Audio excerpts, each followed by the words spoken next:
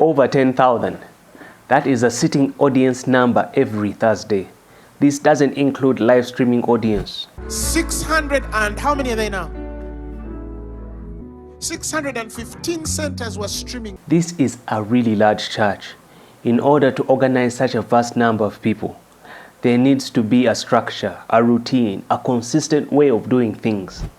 People should be able to tell a few things like, who is going to preach? When does the sermon start? When does it end? On the production side of things, where are the cameras staged? Where is the stage facing? Among other questions. Phaneroo 507, as you will see by the end of this video, did not follow the script. Here's why that is important. Today we are talking about this unforgettable sermon.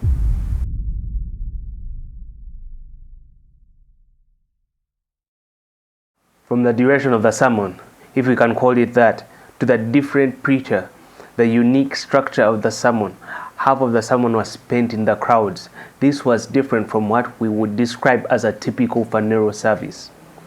Even the social media team could not make a distinct thumbnail for the service. And could you blame them? Phaneroo went from this Sweet Jesus to this. Worshipper of Israel, may you have that accolade upon you, that no matter your degrees, your doctorates, and whatever you have earned in life, that the most distinct. And this all happened because of the Reverend Ampiah-Kwofi. This 6-foot giant of a Ghanaian was the instigator, the causer of all the changes that we saw that day.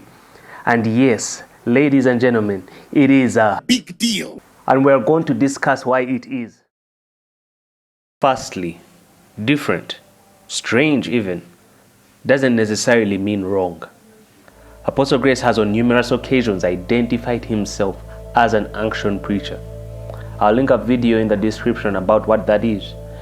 But if I were to give an example from my humble opinion, imagine revelation was data being downloaded by a preacher, and the source of the data was God.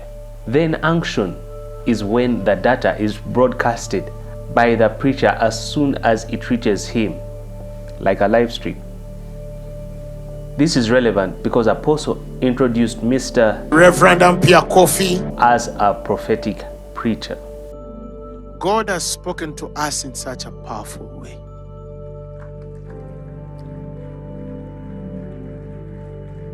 Reverend Ampiah-Kwofi is a prophetic preacher.